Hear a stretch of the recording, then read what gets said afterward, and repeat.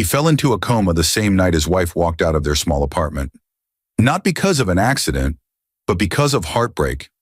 She left him for the doctor who saved his life, the same man who once stood over his hospital bed, giving her hope. For months he lay there, silent, forgotten, while she flaunted her new life beside the man who once kept him alive. Everyone thought his story was over, until a janitor cleaning the ward one quiet evening picked up his dusty phone and dialed a random number. That single call set off a chain of events no one saw coming. Because days later, when he finally opened his eyes, what he did next didn't just shock his ex-wife, it changed both their lives forever. The apartment still smelled faintly of lavender and rain that night, the kind of scent that made memories heavier. Nathan Miles sat on the couch, his hands trembling as he read the last message on his wife's phone that she hadn't bothered to hide anymore. "Dinner at 8, my love. I'll tell him tonight." His chest felt hollow, not angry yet, just empty. On the dining table, the half-eaten meal he'd cooked for their 6th anniversary had gone cold. Across the room, Amelia paced with that quiet confidence she'd been wearing since she met Dr. Reed Callahan, her husband's neurosurgeon. "Nathan, you'll never understand," she said, her voice calm, almost rehearsed. "You've stopped living since the accident. Reed gave me a second chance to feel alive again." Nathan turned his head slowly, his eyes searching hers. "He saved my life, Amelia. And now you're giving him mine?"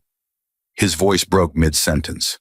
She avoided his gaze, picked up her packed suitcase, and brushed past him without a word. At the door, she paused only once. "Don't make this harder, Nate. You'll find peace one day." Then she was gone, heels tapping down the hallway like a countdown to silence. Outside, thunder rolled across the night. Nathan stood motionless for several seconds before collapsing onto the couch, hands gripping his chest. His breath came in jagged bursts, the world spinning. The lights blurred, his heart raced. And then, stillness.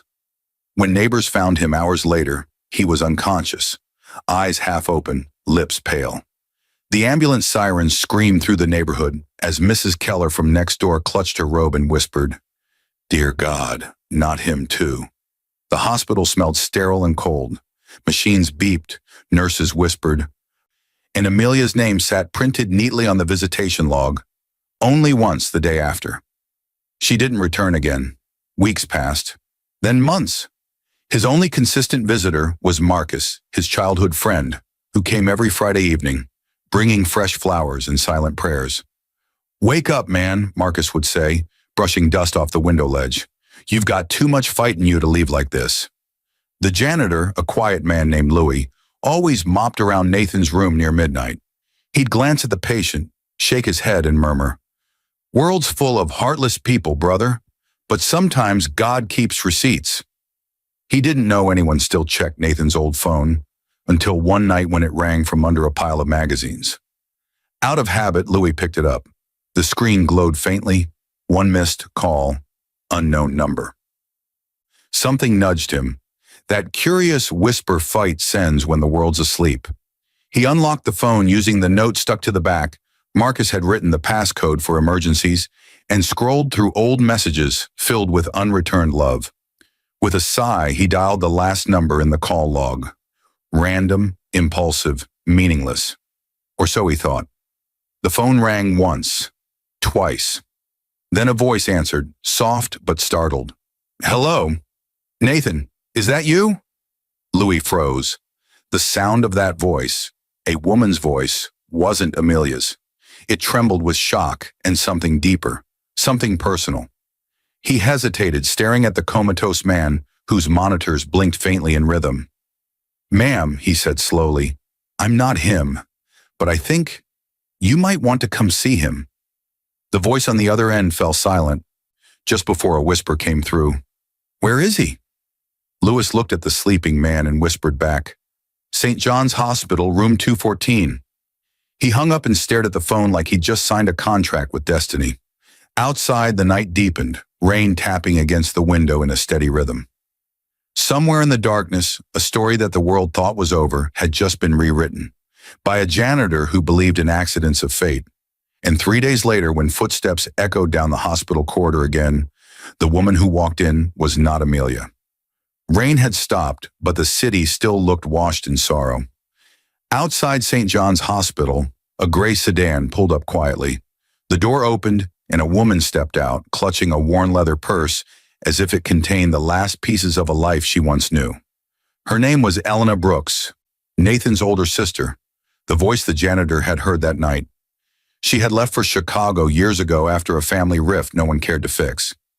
Nathan had begged her to come home for his wedding, but pride had kept her away. Now walking through the sterile hallway under the pale fluorescence, she whispered, "I should have been here." Louis spotted her first. The janitor paused mid-mop, his eyes softening as he recognized the same quiet grief he'd seen in the patient's face. "You must be the one I called," he said, stepping aside. Elena nodded. "I'm his sister." He led her down the corridor to room 214. The rhythmic beeping of the monitor filled the silence. Nathan lay there unchanged, his skin pale, his hair a little longer, his chest rising gently with each mechanical breath. Elena pressed a trembling hand against the glass window before whispering, "You kept breathing without us. I don't know how." Louis lingered in the doorway, hesitant. "He's been like this since last year. No one came except a friend named Marcus. Your call, maybe it means something." Elena turned. "You don't believe in coincidences, do you?" He smiled faintly. "Not after tonight." She entered the room and sat by her brother's bedside. From her purse, she drew out an envelope, creases worn from months of regret. Inside was a photograph of Nathan, Amelia, and their 6-year-old son, Liam. The boy's smile was crooked, missing one front tooth. "He doesn't remember his father anymore," she murmured. "Amelia told him he's gone." Tears traced down her cheeks as she brushed a strand of hair from Nathan's forehead. "You always forgave too easily, Nate." For a long while there was no sound but the quiet hum of machines. Then, as if from somewhere deep in his subconscious, Nathan's fingers twitched.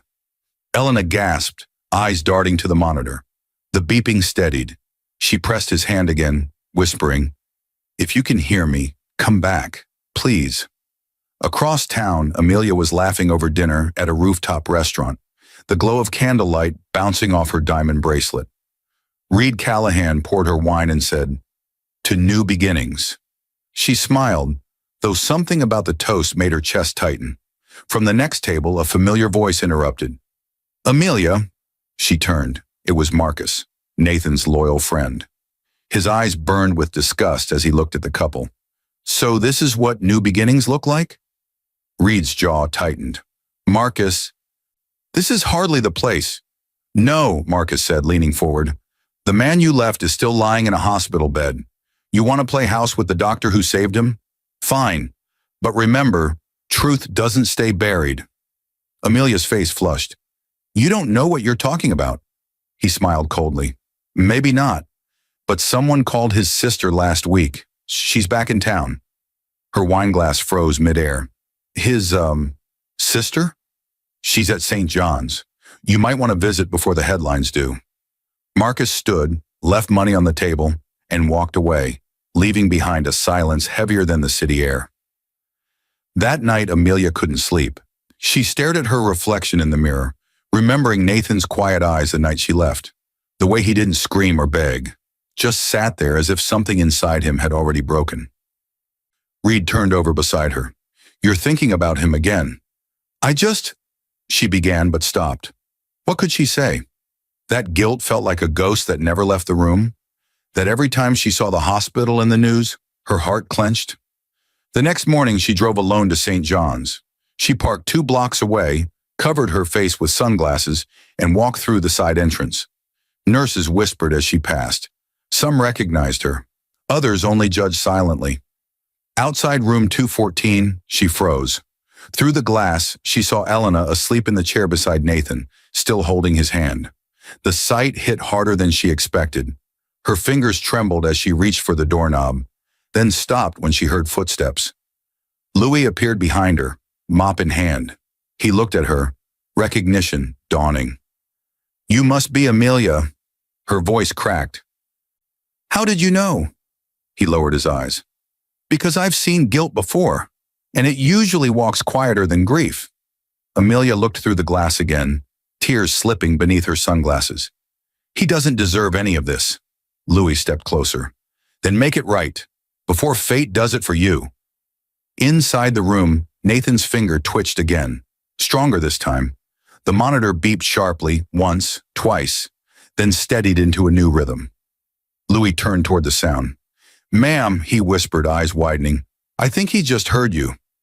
Inside room 214, the sunlight broke softly through half-closed blinds, striping the hospital bed with gold. The air smelled faintly of antiseptic and lilies. Elena had replaced the flowers again. Nathan lay still, his body unmoving, yet beneath the surface something had begun to shift. The faint electrical impulses in his brain spiked and fell, like ripples under frozen water. Inside the quiet world of his coma, memory had begun to breathe. He was back in their old kitchen, warm light flickering against Amelia's hair as she stirred a pot of soup. She was humming, barefoot, wearing his oversized sweatshirt. "You work too hard, Nate," she said, smiling without looking up. "You'll burn out before you ever get rich." He'd laughed then, sliding his arms around her waist.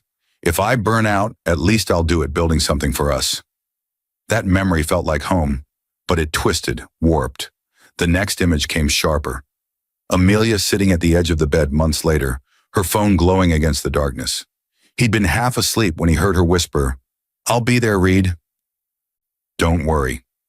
She had lied then, said she was visiting her mother. He remembered kissing her goodbye at the door, still believing she was everything pure in his world. The dream shifted again. The hospital room, the surgery lights, Reed's voice saying, "He's lucky to be alive." Nathan had opened his eyes briefly then, blurry and weak, and saw Amelia clutching Reed's hand a little too long. He'd ignored it. "She's just grateful," he'd told himself, even as the nurse looked away. Now, in the coma's twilight, those small details came back like ghosts demanding recognition. Every lie he'd chosen not to see, every excuse he'd made for her fading warmth. He saw himself at dinner, weeks before she left, trying to tell her about the new project at the firm. She'd smiled politely, checked her phone twice, and murmured, "That's nice, Nate." No excitement, no pride, just distance disguised as peace. A low hum filled his ears. The dream dissolved into darkness. Then a voice, faint, distorted, slipped through the fog. "Come back, Nate. Please." It was Elena's voice. It pulled at him, tethered him to the surface. He tried to move his fingers. In the real world, his right hand twitched faintly under the sheets. The next image came unbidden. Their son, Liam, running across the yard holding a paper airplane. "Daddy, watch!" he'd shouted. Nathan had laughed, but Amelia had been inside on a call, ignoring the sound of their laughter. The child's airplane had crashed, and he'd cried until Nathan lifted him up and said, "We'll build another. That's what men do." The memory hurt now. Liam was growing up without him, without truth. In the hospital room, Elena noticed the tear that slipped from the corner of Nathan's closed eye. She leaned forward, whispering, "You hear me, Nate? You're not alone anymore." Somewhere deep inside, his mind replayed Amelia's last words the night she left. "You'll find peace one day." But her peace had come dressed in another man's promise. His, it seemed, was buried inside a silent body. He wanted to scream, to wake, to tell her he had forgiven her even before she left. But his body refused. A nurse entered quietly, checking the monitors. "Looks like his neural response is improving," she said softly. Elena smiled faintly. "He's fighting."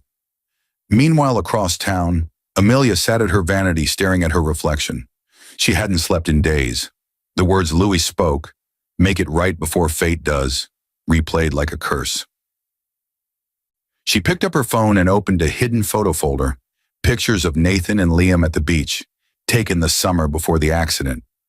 Nathan's smile in those photos was everything Reed never gave her. Warmth, safety, devotion. She pressed a trembling hand to her mouth. Behind her, Reed appeared in the mirror. "You've been quiet lately." "I went to see him," she admitted. He froze. "You what?" "I just needed to know he's still there." Reed's jaw clenched.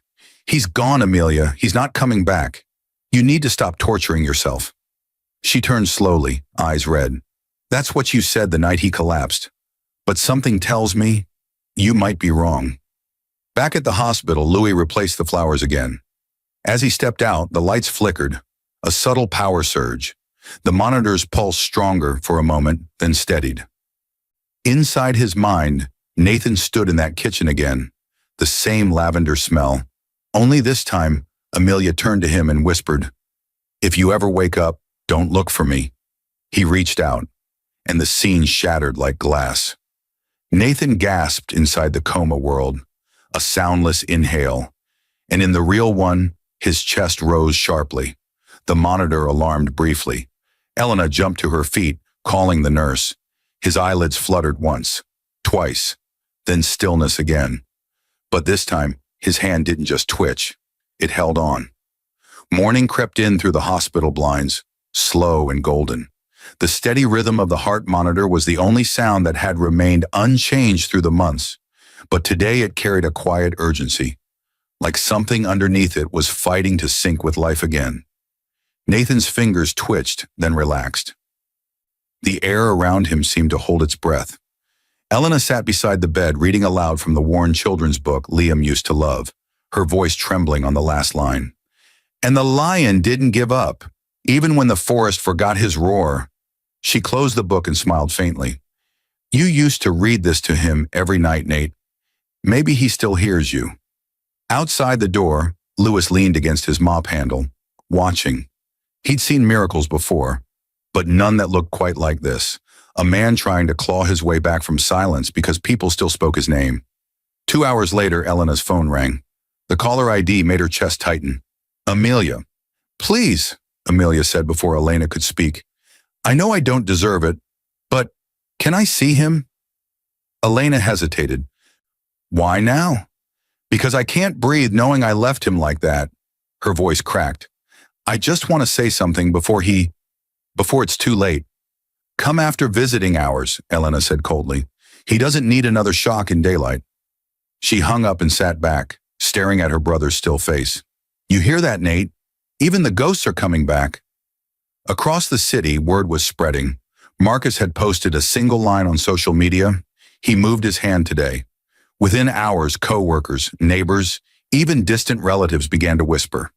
Someone sent flowers with a card that read, Miracles still happen. Amelia saw the post too. She stared at her screen, heart pounding. Reed was still asleep beside her, unaware of the sleepless nights she'd spent scrolling through old photos of the man she betrayed. The guilt had become physical now, a tightening in her chest every time she thought of Nathan's voice calling her name the night he collapsed. She slid quietly out of bed, pulled on a coat, and left before sunrise. By the time she reached St. John's, the parking lot glistened with dew. Nurses were changing shifts. Louis met her in the hallway, his expression unreadable. You came back. Amelia nodded, her eyes red. Does he know anything? Louis shrugged slightly. Maybe not with his eyes, but souls have their own way of listening. He opened the door. Amelia stepped in and froze. The sight of Nathan nearly took her breath, his face thinner, his skin pale, but somehow still dignified. She sank into the chair opposite Elena, who didn't look up from the chart she was reading. Say what you came to say, Elena muttered. Amelia swallowed hard. Nate, I don't even know where to start. You were always so patient with me. I thought love was supposed to be exciting, perfect, constant. I didn't realize it was supposed to be faithful. She reached for his hand, hesitant, fingertips brushing his skin. I don't expect forgiveness. I just need you to know that I never stopped loving you. I just stopped understanding what love was. Elena turned away, unable to watch. The monitor beeped softly, steady, unchanged. But inside Nathan's mind, the voice stirred something deeper. He heard her words through fog and distance, like echoes underwater. I never stopped loving you. For a moment, that sentence felt like warmth, piercing cold steel.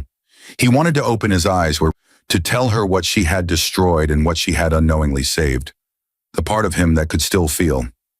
His fingers moved again, slow and deliberate. Amelia gasped.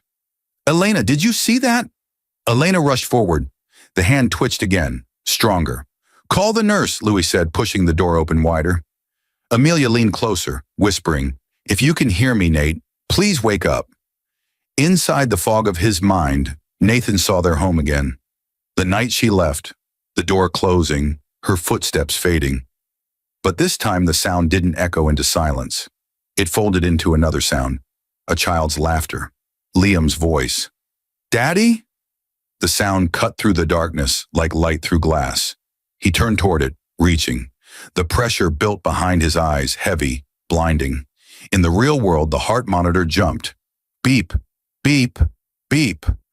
Elena clutched his arm. "Nate, can you hear me?" His eyelids trembled violently. A strangled breath escaped his lips, a sound raw, human, alive. Amelia's hands flew to her mouth as the nurse rushed in, shouting for the doctor. Louis stepped back, whispering to no one in particular. "Told you, God keeps receipts." Nathan's head shifted slightly on the pillow, his breathing ragged but steady. His eyes flickered open halfway, unfocused, confused, but open. The first thing he saw wasn't Amelia. It was Elena crying beside him. He blinked, lips parting as if to speak, but no words came out. Just one tear sliding down his cheek as the machine screamed to life. The heart monitor steadied, its rhythm no longer mechanical but human. Nurses rushed in, calling out vitals, adjusting tubes. Elena stood frozen, tears running freely, whispering, "You did it, Nate. You did it." Nathan's eyelids fluttered open again. His gaze wandered, unfocused, across the room. Light hurt his eyes. His throat felt like sandpaper, but when he tried to move, a low rasp escaped. Half a word, half a breath. Amelia leaned forward. "Nate, it's me." He blinked slowly, eyes settling on her face. It took a moment for memory to assemble meaning from sight. His lips parted again, and one word came out, barely audible. "Why?" The single syllable sliced through the silence sharper than any accusation. Amelia's shoulders shook. She couldn't answer. Elena turned away, whispering to Louis, "Call Marcus," and the boy. Within an hour, the room filled with quiet chaos. Doctors running checks, nurses adjusting monitors, Elena pacing, Louis standing guard by the door, as if protecting a miracle. Reporters had begun hovering outside the ward. Someone had leaked the story. Coma patient awakens after a year. Wife married his doctor. The world had found its headline. By afternoon, they moved him to a recovery suite. Nathan's body was weak. Every blink looked like effort. But his mind slowly, painfully, was piecing things together. He stared out the window at the city skyline, whispering hoarsely, "How long?" Elena pulled her chair close. "A year and 2 months." He nodded faintly, processing. "Liam?" "He's with me," she said softly. "He thinks you're on a long trip, but he's coming tomorrow." At that, a faint smile ghosted across Nathan's lips, the first movement resembling life beyond pain. When evening came, the hallway smelled of disinfectant and hope. Louis stopped by with fresh coffee for Elena. "He's already making the news," he said quietly. "Reporters outside the gate. They're calling it a miracle." Elena exhaled. Miracles come with prices. Behind the closed door, Amelia sat near Nathan's bed, twisting her wedding ring, the one Reed gave her. She slipped it off slowly, laid it on the side table, and stared at it like a confession. "I don't expect you to forgive me," she said softly. "I just needed to see you breathing again." Nathan's eyes moved toward her. His voice was faint but firm. "You found peace. Did it help?" Tears slipped down her cheeks. "No." He turned his gaze back to the window. "Then maybe peace isn't something we find. Maybe it's what we give." For a long moment, neither spoke. The monitor beeped softly, like punctuation to everything they couldn't say. Down the corridor, Marcus arrived with Liam. The boy clutched a paper airplane, eyes wide, uncertain. Marcus knelt beside him. "Remember how you said Daddy was sleeping? He's waking up now. You have to be brave, champ." When they entered, Amelia instinctively stepped back. Liam froze at the sight of the machines and wires, the slow rise and fall of his father's chest. Elena knelt beside him. "Go on, sweetheart. Say hi." The boy walked forward hesitantly, holding up the paper airplane. "Daddy, I made this for you." Nathan's eyes filled instantly. His hand trembled, barely lifting, but Liam rushed closer, placing the airplane in his palm. The paper crinkled, the sound small yet sacred. "Hey, buddy," Nathan whispered, voice breaking. You grew taller." Liam grinned through tears. "Mom says I talk too much now." Amelia turned away, biting her lip. Nathan caught the motion in his peripheral vision, her silent shame blending with the innocence of their son. For a moment, forgiveness looked possible, but far, like a sunrise still hidden behind clouds. Then a nurse stepped in, urgency in her tone. "Mr. Miles, I need to check your vitals." Elena guided Liam out gently, promising they'd return tomorrow. As the door closed, Amelia gathered her courage. "Reed doesn't know I'm here," she confessed. "He thinks I've let go, but I can't. Every night I dream you're trying to speak, and I can't hear you." Nathan's eyes met hers, calm but unreadable. "Maybe it's because truth doesn't need to shout, Amelia. It waits." Her breath hitched. "What are you going to do now?" He looked down at the crumpled paper airplane in his palm, the only thing that didn't feel like a lie. "I'm going to learn to walk again, and then I'll decide who I want to be when I stand." Amelia's voice broke. "Nate, go home," he whispered. "Tell your son his father's awake, and tell your husband he saved the wrong man." Her knees buckled slightly, but she nodded and left quietly. Outside, the corridor buzzed with rumor. Reporters pressed against glass doors. Whispers filled the air. Lewis watched her leave, muttering, "Looks like the storm's just starting." Inside, Nathan held the paper airplane up toward the sunlight. His eyes closed briefly, not in exhaustion, but in prayer. The machine beside him beeped steady and strong. The sun over St. John's Hospital looked different the morning Nathan Miles took his first step. The air felt charged, cameras already flashing through the lobby windows. Outside, vans with news logos idled at the curb. His story had escaped the walls. Man awakens from year-long coma after wife marries his doctor. The words were everywhere. Inside the rehabilitation wing, silence. No reporters, no pity, just the sound of sneakers squeaking on polished tile and the click of the physiotherapist's stopwatch. "Easy, Mr. Miles," she said. "Focus on the floor, not the pain." Nathan's hand tightened around the metal walker. Each movement felt like dragging a memory through muscle. Sweat rolled down his temples, but his jaw stayed locked. When he finally managed 2 unsteady steps, the room broke into small applause. Louis stood at the doorway, grinning. "That's it, brother. You're showing them what God's receipts look like." Nathan smiled faintly, breath shallow. "Feels like I'm paying interest on all of them." By afternoon, he sat near the window overlooking the parking lot, staring at a swirl of reporters below.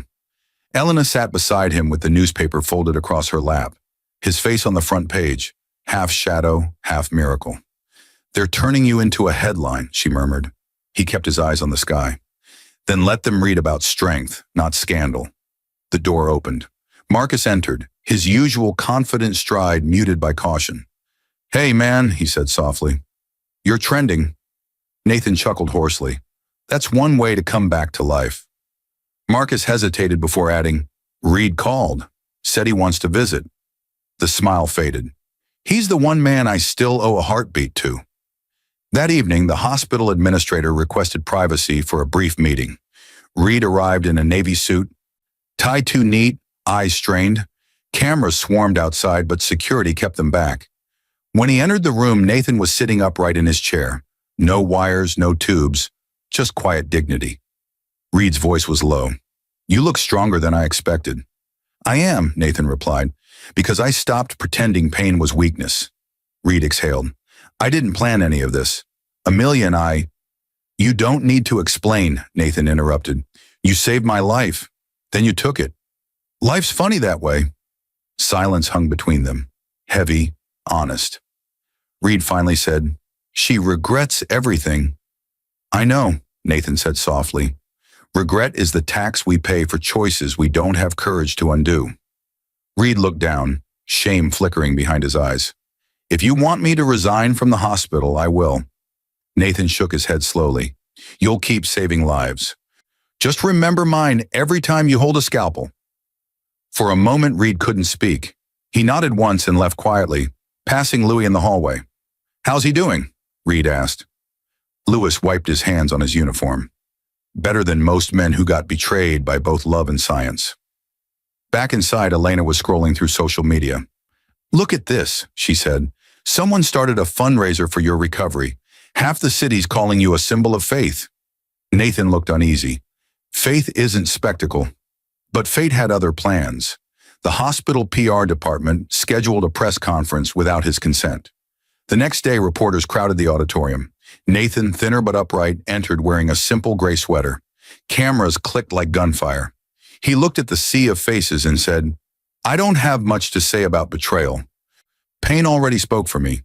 What I learned is that love, even broken, still teaches us how to live." Reporters asked about Amelia. He paused. "She made a choice, and so did I, to heal instead of hate." Outside the hospital, Amelia watched the broadcast from her car, tears smudging her mascara. Liam sat in the back seat holding another paper airplane. "Mom," he said softly, "can we go see Dad again?" She wiped her face. "Soon, baby." But the moment she started the car, her phone buzzed, a message from an unknown number. "He's walking." At that same hour, Nathan left the conference, exhausted but lighter. He passed through the corridor where Louis waited. "World thinks you came back for revenge," Louis said. Nathan smiled faintly. "Maybe I came back for truth." "Same thing sometimes." They laughed quietly. The laughter faded when Nathan saw, through the glass doors, Amelia standing across the courtyard with Liam at her side. The boy waved. The mother hesitated. The world watched. Nathan took one step forward. No walker, no fear. Just gravity and grace. The world outside St. John's had changed. Reporters camped by the gates. Strangers lit candles on the sidewalk, holding signs that read, "Faith wins and Miracle Man walks again." Taxi drivers slowed to watch. Teenagers filmed clips on their phones. Nathan's story had escaped his control and become everyone's symbol for something. Love, betrayal, resilience. But to Nathan, it wasn't a story. It was unfinished business. Elena pushed his wheelchair down the front steps, though he was already standing more than sitting. The wind brushed through his hair, warm and restless. "You don't owe them a performance," she said. He smiled faintly. "I owe myself closure." At the curb, Marcus waited beside his car. "You ready to go home?" "Not yet," Nathan replied. "First stop, my son." They drove through downtown, passing digital billboards flashing his photo beside the headline, "The Man Who Woke Up." It felt surreal. Nathan watched in silence, the city reflecting across his window like fragments of a life he no longer recognized. When they reached Elena's townhouse, Liam was outside with a toy car, the paper airplane from the hospital still in his hand. He ran toward Nathan before anyone could stop him. "Daddy!" Nathan crouched, pain shooting through his legs, but his arms opened wide. The boy crashed into him, laughing, unaware of cameras across the street snapping photos through the fence. For a moment, the noise of the world disappeared, just the sound of his son's heartbeat against his chest. "I missed you," Liam whispered. Nathan held him tighter. "I missed you more." Inside, Elena served coffee, trying to keep conversation normal, but the tension lingered, the way Amelia's name hung unspoken in every pause. "Where is she?" Nathan finally asked. Elena sighed. "At the clinic. Reed's under review by the medical board. The media storm brought up his ethics complaint. She's terrified." He nodded slowly. "Fear's a good teacher." That evening, Nathan walked into the quiet of his old apartment, the one he hadn't seen since the night of his collapse. Dust covered the furniture, sunlight filtered through thin curtains. Everything was exactly as she'd left it, except colder. He stood by the table where the half-eaten anniversary dinner once sat and whispered, "We were happy here once." Louis appeared behind him, carrying a folded newspaper. "They're saying the hospital wants to use your recovery for a documentary." Nathan smiled without humor. "Everyone wants to profit from pain until they feel it." Louis hesitated. "She came by earlier, waited outside the gate for an hour, didn't come in." Nathan's jaw tightened. Maybe she finally learned silence. But silence had a way of breaking when least expected. The next morning, Amelia arrived at the hospital for her shift. She'd returned to work as a volunteer counselor in the trauma ward, perhaps a penance. As she stepped through the glass doors, a reporter thrust a microphone toward her. "Mrs. Callahan, how does it feel to know the man you left has forgiven you publicly?" She froze. "He forgave me," the reporter nodded. "He said in his statement last night that healing matters more than revenge. People are calling it the greatest act of grace this year." The words struck like thunder. Amelia turned away from the cameras, her eyes filling. That evening, she stood at Nathan's door, trembling.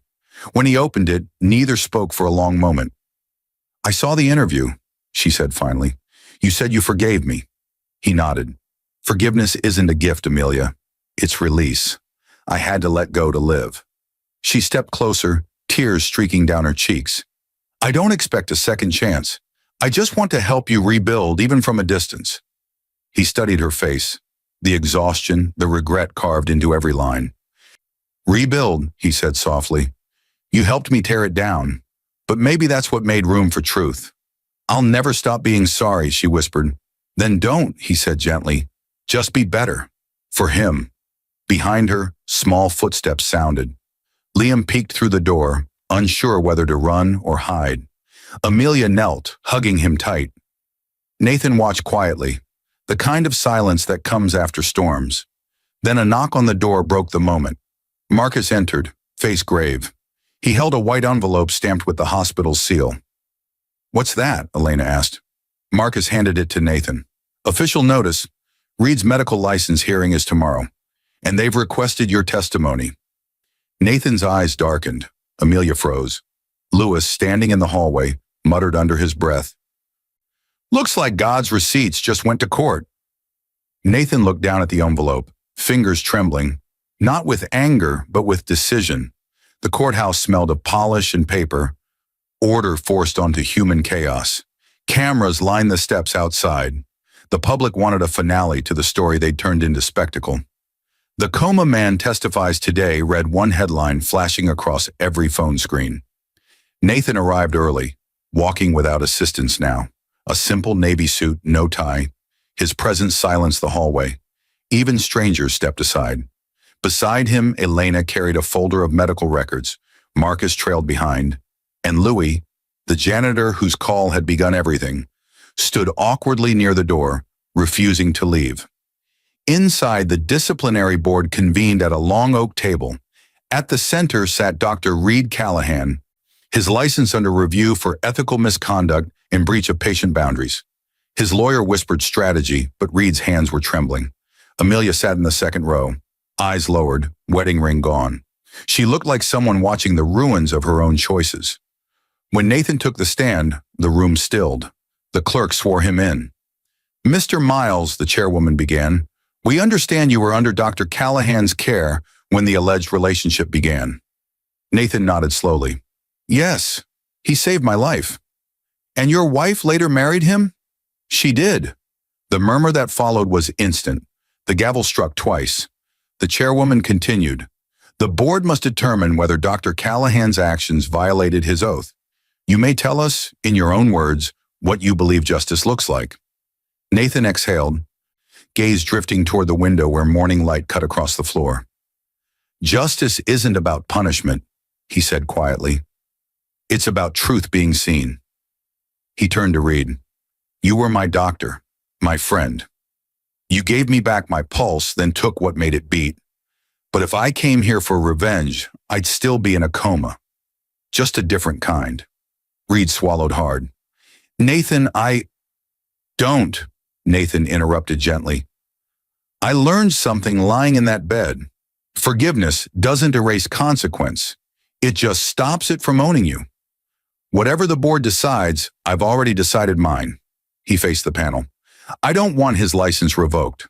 Let him keep saving people. But make him teach every intern about me, the man he betrayed. Make my story part of the oath he broke." Gasps rippled through the room. Even the board members exchanged glances. Reed's eyes filled. "You'd let me continue?" "I'd let you remember," Nathan said. The gavel struck once. Request noted, the chairwoman said softly. The board will deliberate. When the hearing adjourned, reporters surged. Microphones, cameras, questions. Nathan walked through them like fog. Do you forgive her too? Someone shouted. He paused at the steps, sunlight flashing off the courthouse glass. Forgiveness isn't a favor, he said. It's freedom. We both needed it. Outside, Amelia waited near the fountain, hands clasped. The noise faded when he approached. I thought you'd destroy him, she whispered. Destroying him wouldn't rebuild me, Nathan replied. Tears slipped down her cheeks. I don't know how to face Liam after all this. He looked at her quietly, by telling him the truth. That his mother made a mistake and his father chose mercy. He'll learn what real strength looks like. She nodded, shoulders shaking. Thank you for not hating me. He smiled faintly. I did for a while. Then I remembered you once loved me enough to sit through storms. The rest belongs to time. Lewis approached, cap in hand. Sir, he said awkwardly, people out here want a picture. You're kind of the reason folks believe again. Nathan chuckled. Then make sure they believe in the janitor too. Without you, none of this happens. Lewis grinned. Guess God just needed someone to dial the right number. They shook hands. Cameras flashed, but this time Nathan didn't flinch. The sound no longer felt like intrusion. It sounded like closure. Later that evening, he returned to the small park near his old apartment. The air was warm, the skyline glowing amber. Liam was there with Elena, running across the grass. When he saw his father, he ran full speed, waving another paper airplane. Fly it with me, Dad! Nathan knelt, launching it upward. The white paper caught the wind, rising high before drifting toward the sunset. Liam cheered. Amelia watched from a distance, tears glinting like apology in the golden light. Nathan looked up at the sky, whispering to himself, finally awake. The airplane spiraled once, steadying in midair, then soared